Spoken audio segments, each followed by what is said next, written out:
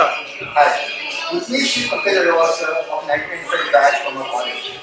Sir, we just wanted to understand your entrepreneurship journey, how it started. There's a bit of hearing noise in the background. We are at the sidelines of the parliament and we in Delhi.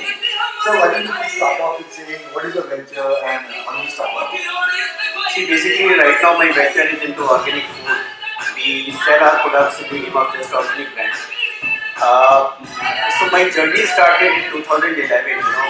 When you reach to a stage after spending 15, 17 years in telecom, you sort of get into a crisis of mid-life, mid-career.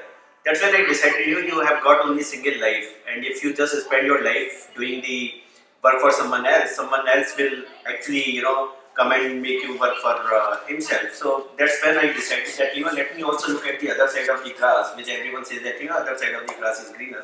So let me also have a look at, what is there on the other side of the grass. That's when I started in 2011. I started my journey as an entrepreneur. Because coming from the technology background, from the telecom background, I first started a venture named Cryotech, which was basically into the value-added services and mobile payments.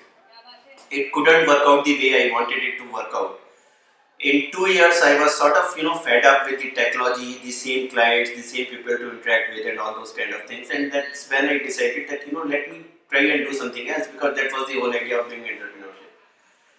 So in 2013, I started this venture, which was more connected to the more connected with yourself and things like that. And the best part was that as an entrepreneur, it is about doing something different. It's doing something very very different, coming out with some creative things and things like that. So Just Organic was just a vision to do something very different. It is connected with agriculture, it is connected with retail, it is connected with the distribution, and I had no knowledge of anything like that. And that's when the fun started. The initial years were very very stressful. It was you as an entrepreneur, you are a peon and you are also the boss. You have a guest because you do not have a team, and if the office boy is not there because he would not be there, you will always be looking for saving some money. Then you also make tea for your guest, for your client. So that's also the fun part, and the journey continued. In last 5 years, I think I have reached to a stage where I can say that yes, it has been a roller coaster ride.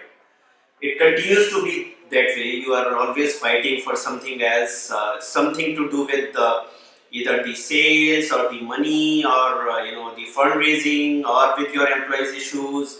You are the HR person, you are the marketing person, you are the operations person, and you are also the boss of all of these. So yeah, the journey has been very very exciting, and it's difficult to say that which part is better, whether it is this side of the grass is greener, this side of the grass is greener. I mean, it's just the perspective. So I've enjoyed my life so far.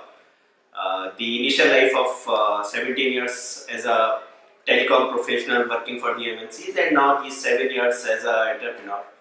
It's been fun. So sir, when you say that 17 years you spent working for a job uh, and then you came to entrepreneurship, did you have this feeling always that I want to do something on my own, I need to move out? How did it come about? Because that's a very big transition. Well, I think it's little bit related to personality also at some point in time. I never had the intention of getting into business on my own, though I was the only person in whole of my family where I was into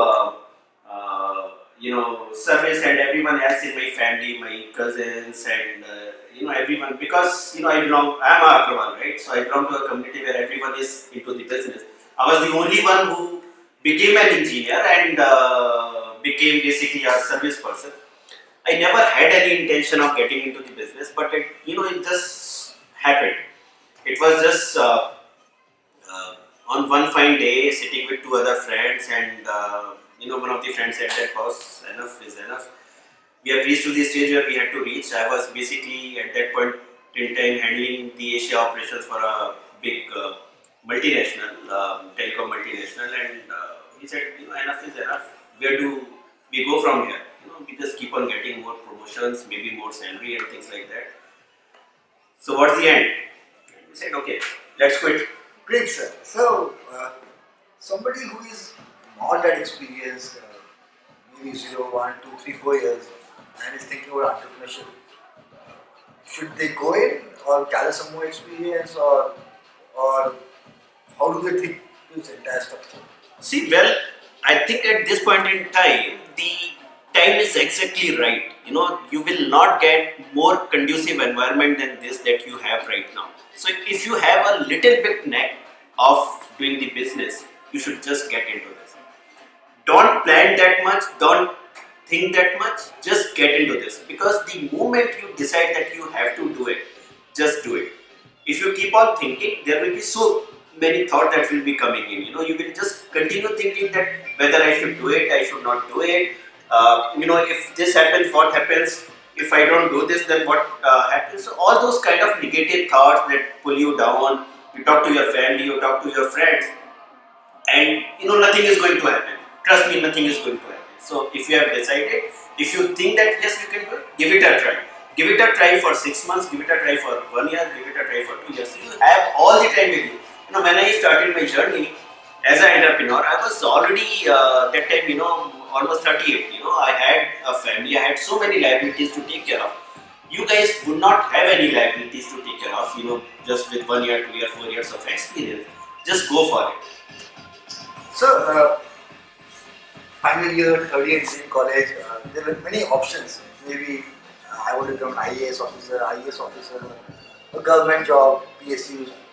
But that's the way we are bred.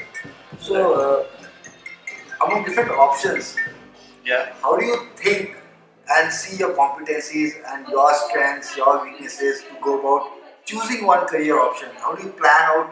Is there a way to do it? Do you suggest something on that count? See, unfortunately, fortunately, when you pass out, when you are in your final year, you do not have so many options to choose from, right?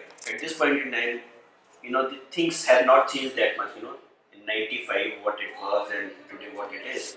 Things have not that changed that much where you have so many options lying with you and you just, pick one of those. So, as they say, beggars cannot be choosers, so just go with it, whatever you have. What I mean to ask all of you, whomsoever is sort of, passing out, that in our time we never had the entrepreneurship as one of the options. The options were IAS, IES. I recently read that 7 of our students have qualified for IAS. So IAS, IES, and then going for MS, going for MTech, give GATE, CAT, or find out a job, right? I think entrepreneurship should come on top of it. If you have something, if you have an idea, just go out and develop on that. Give it 6 months, give it 1 year. No one is going to question you. If you fail, it is perfectly fine. If you fail, no one is going to ask you that why did you fail. It is just one more experience earned. It is just that yes, you are not going to earn anything probably in those 6 months or 1 year, maybe even 2 years, but still you gain a lot of experience. So I think entrepreneurship is now an option which you should go all out and explore. Great, sir. So, what has been the biggest learning so far in your entrepreneurship journey? One thing that strikes you, you say like, okay, this is something that I really now like have a handle of, which I didn't know much earlier on. One thing that stands out. You mentioned doing Yeah. multiple things together. See, yeah, I think this is a very good question. There are two learnings. One learning is only applicable to the people like us, which is basically unlearning. So what I learned in 17 years of my experience, I had to unlearn. You get into a corporate life, this is how the things work, this is how it should work, and this is how it is supposed to work. You unlearn everything. And it is very, very difficult to unlearn what you learned in 17 years. The second and the biggest learning has been to leave your ego out. Right? When you are an entrepreneur, you cannot be egoist. You can be an egoist if you are working for a company where you have the subordinates and you have maybe the bosses. You leave your job and you join another job. When you are an entrepreneur, you just cannot be egoist, right? And probably ego is not the exact word. It's like competing with yourself. there is no customer, there is no vendor, there is no employee that you have to sort of satisfy. It is only coming from you. You have to satisfy yourself, right? So that is the biggest thing that you learn becoming an entrepreneur. You leave your egos out. You basically learn how to make the relationships. You learn how to nourish the relationships, and I think it helps you out in your personal as well as in your professional life. So it is basically not a journey alone as a businessman or from a commercial financial terms. I think it is a journey as a person. You become a better person if you get into entrepreneurship. That's what I have. Great, sir. That's been awesome understanding of the entire spectrum. I think what I pick up for myself is the ability to unlearn, adapt, do multiple things together. And the most important, I think, is entrepreneurship is a feasible option. It is one of the top options, as Pankaj mentioned to us, for people watching. Consider it, whatever you require, whatever support you require. Ma is always there for you, and the alumni is always there to nurture you and guide you towards it. Thank you so much, sir. Thank you so much. All the best. Thank you, sir.